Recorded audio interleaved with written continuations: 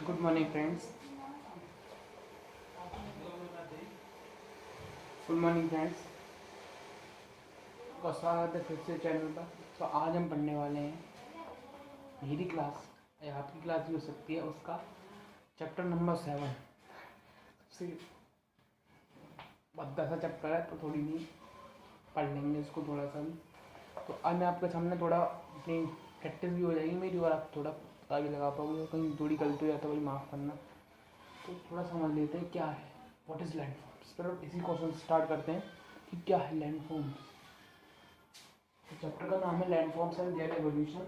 तो थोड़ा सा आज हम इसके बारे में इंट्रोडक्शन ले लेंगे, थोड़ा एक दो टॉपिक कवर कर लेंगे और उसको नेक्स्ट पार्ट में लेंगे, ठीक है। तो लैंड फॉर्म्स देख लेंगे क्या होता है लैंड फॉर्म्स। जो आपको जो हमारी किताब है उसमें मिल रहा है, तो लैंड फॉर्म्स क्या है, एक स्मॉल और मीडियम जो ट्रैक्ट्स हैं, स्मॉल और medium tracts of earth surface, surface को हम क्या कहते हैं, यहाँ पर लैंडफॉर्म्स कहते हैं। मतलब ट्रैक्ट से मतलब यहाँ पर है स्मॉल और मीडियम पार्ट्स कह सकते हैं उसको इसमें। तो स्मॉल छोटे और मध्य या उससे भी बड़े जो हिस्से होते हैं पृथ्वी के, उनको हम कहते हैं लैंडफॉर्म्स। अब लैंडफॉर्म्स और क्या कहता है यहाँ पर लैंडस्केप। एक बड़ा आता है लैंडफॉर्म और एक आता है लैंडस्केप। अब इन दोनों में डिफरेंस क्या है, बहुत माइनर सा डिफरेंस है। अगर ये बहुत सारे हो जाए, मतलब लैंडफॉर्म्स बहुत सारे हो जाए, तो एक मिल के बनाएंगे आपका लैंडफॉर्म, सॉरी लैंडस्केप। अगर यही मीडियम स्ट्रैक्ट जैसे कि हमारे प्लेन्स में, हमारे कह सकते हैं हिमालय तो नहीं, हिमालय की जो कह सकते हैं वैलीज बन जाती हैं ना, तो एक लैंडफॉर्म ही तो है। और अगर जैसे देख रहे हैं तो हमारे जो डिफरेंट स्टेट्स हैं उनकी मिलके वही तो एक लैंडस्केप बना रहे हैं। सही बात है कि नहीं, मानते हो कि नहीं। तो यही वो बात कह रहा है कि in simple words small to medium tracts और पार्सल्स, एक ही बात है, of the earth surface are called landforms. और अब ये कुछ इनमें क्या होगा, ट्रांसफॉर्मेशन होगा। तो वो ट्रांसफॉर्मेशन होने के बाद ये क्या होते हैं, बन जाते हैं, ठीक है। इनमें जो चेंजेस होते हैं,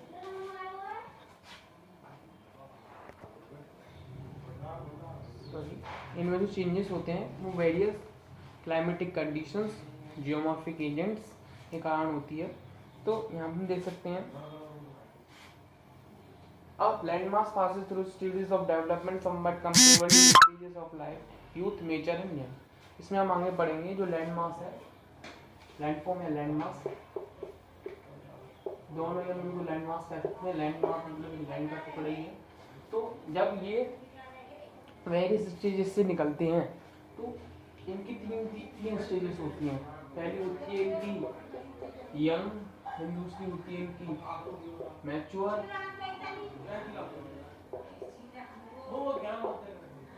ठीक है, ओल्ड, ठीक है। अब यहाँ पे हम देख सकते हैं सबसे बड़ा जो एजेंट है, ठीक है, यहाँ पे हम देख सकते हैं इवोल्यूशन है, ठीक है, ये पढ़ लिया। तो सबसे बड़ा what are the important aspects of evolution of animal. Evolution माने समझ लेते हैं, इवोल्यूशन माने होता है डेवलपमेंट, सीधी बात है। एवोल्यूशन माने हम कह सकते हैं कि किसी भी चीज़ का डेवलपमेंट होना, इसका डेवलपमेंट होना, ये कह सकता है हमारा एवोल्यूशन हुआ। मतलब ये लैंड फॉर्म से जब लैंडस्केप में बदल जाएगा तो हम कहेंगे इसका क्या हुआ है, एवोल्यूशन हुआ है। तो सबसे बड़ा जो फैक्टर है वो है रनिंग वाटर। रनिंग वाटर को थोड़ा सा समझेंगे एक मिनट, थोड़ा सा हम समझेंगे कि रनिंग वाटर क्या होता है।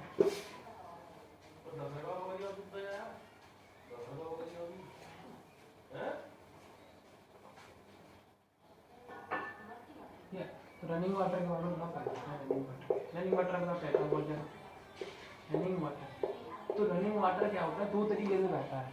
पहला तो बनता है वो ओवर लाइन फ्लो, ठीक है। एक तो ये जैसे कि जमीन है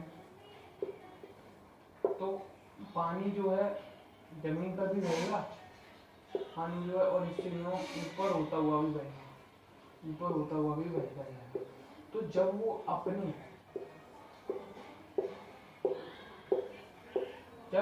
वो अपने एरिया से डेफिनेट चैनल से बाहर निकल जाएगा पानी, तो वहां पर वो क्या बनाएगा, एक अपना फ्लड हम कह सकते हैं।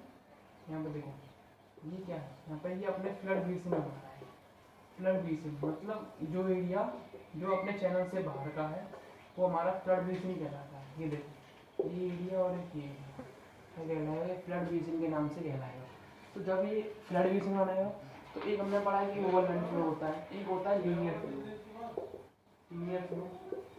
लीनियर फ्लो या कह सकते हैं लीनियर फ्लो क्या होता है, इसमें लीनियर पाथ है पूरा, इसमें पानी अपने रास्ते में बहता है, बाहर नहीं जाता, अपनी मर्यादा में बहता है, डिसिप्लिन में बहता है। जब ये ऐसे बहता है तो इसी को हम कह सकते हैं लीनियर फ्लो। असल में दो तरीके से हमने पढ़ा कि पानी कैसे बहता है, एक तो अपने रास्ते को थोड़ा फ्लड की तरह बहेगा, दूसरा हम देख सकते हैं लीनियर फ्लो में बहेगा। तो दो तरीके हमने देखा, ठीक है। तो रनिंग वाटर को हमने पढ़ा, तो हमें थोड़ा सा जानने दें रनिंग वाटर क्या होता है। When the heavy rainfall, running water is considered the most important of the geomorphic agents in bringing about the degradation of the land surface। अब देखो डिग्रेडेशन क्या है, डिग्रेडेशन हम कह सकते हैं,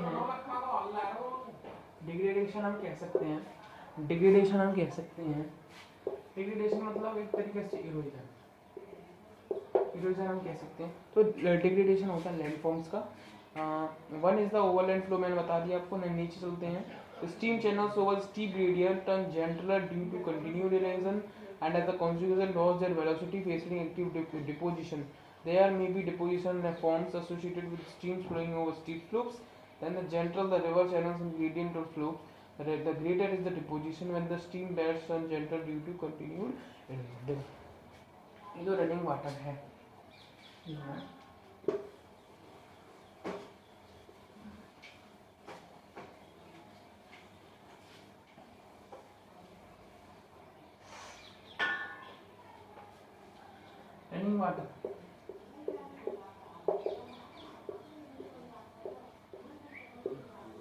रनिंग वाटर है, क्या करेगा रनिंग वाटर, देखिए रनिंग वाटर भी एक तो पहली बात, अगर रनिंग वाटर यहाँ पे समझ लो हिमालय आ गया और यहाँ पे क्या है हिमालय आ गया, तो अगर हिमालय से जो पानी है यहाँ पे समझ लो आप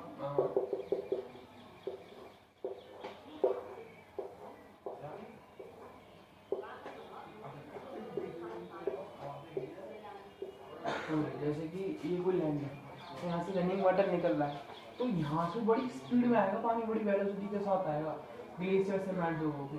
जब भी ग्लेशियर से मेल्ट होने को आएगा तो ऐसे रहेगा, ये एकदम स्पीड में होने के कारण बहुत सारा इरोजन वर्क करेगा, हैवी अमाउंट में इरोजन वर्क करेगा।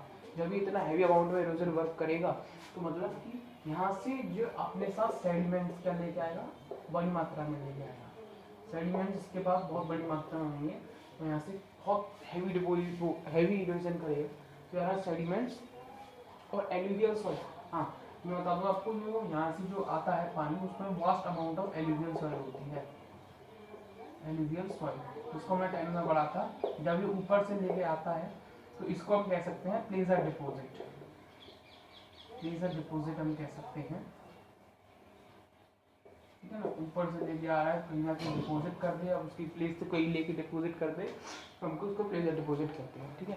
तो यहाँ पे देख सकते हैं एलुवियल सॉइल और सेडिमेंट बहुत अमाउंट में लेके आएगा और बहुत ज़्यादा इरोजन वर्क करेगा, ठीक है। जब भी इरोजन वर्क करेगा यहाँ पे, जब यहाँ पे इरोजन वर्क करेगा तो फिर ये जेंटल पाथ में आएगा, मतलब रास्ता नीचे आएगा प्लेन इलाके में। तो प्लेन इलाके में क्या करेगा कि ज़्यादा स्पीड से चलेगा नहीं, धीरे चलेगा, इतनी स्पीड से नहीं चलेगा जितना कि ऊपर से आता था। तो जो इतनी स्पीड से चलेगा ना, तो यहाँ पे क्या होगा कि एक्टिव डिपोजिशन होगा। एक्टिव डिपोजिशन होने के कारण,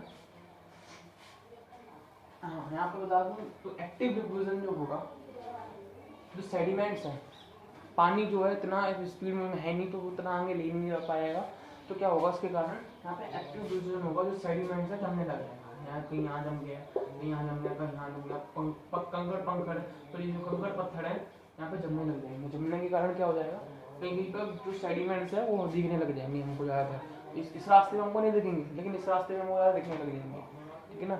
जैसे कि आप देखेंगे हरिद्वार से गंगा मैदान में आती है, तो आप देखना वो जब आएगी ना मैदान में हरिद्वार में, तो आपको ऐसा बहुत सारे सेडिमेंट्स देखने को मिलेंगे।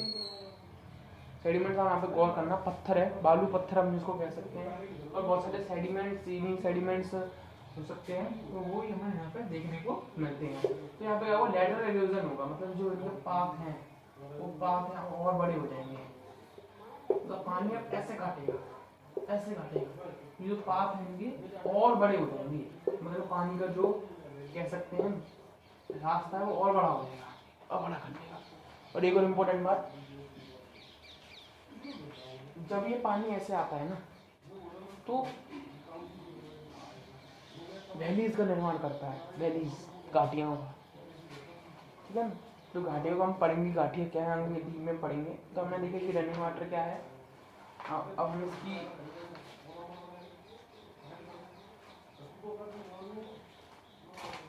तो अब हमने यहाँ तक पढ़ लिया इसको। तो मैंने आपको बताया कि रनिंग वाटर क्या है, क्या इसका इम्पोर्टेंस है। रनिंग वाटर का ये इम्पोर्टेंस है कि रनिंग वाटर जब आता है ना, रनिंग वाटर इरोजन वर्क ज़्यादा करता है। तो मैंने आपको बताया कि रनिंग वाटर का क्या इम्पोर्टेंस है। आगे वाली वीडियोज में हम पढ़ेंगे, चैप्टर को कंप्लीट करेंगे। आई होप आपको वीडियो अच्छी लगी होगी। वीडियो अच्छी लगी हो तो इस वीडियो को लाइक करें। Thank you and have a nice day.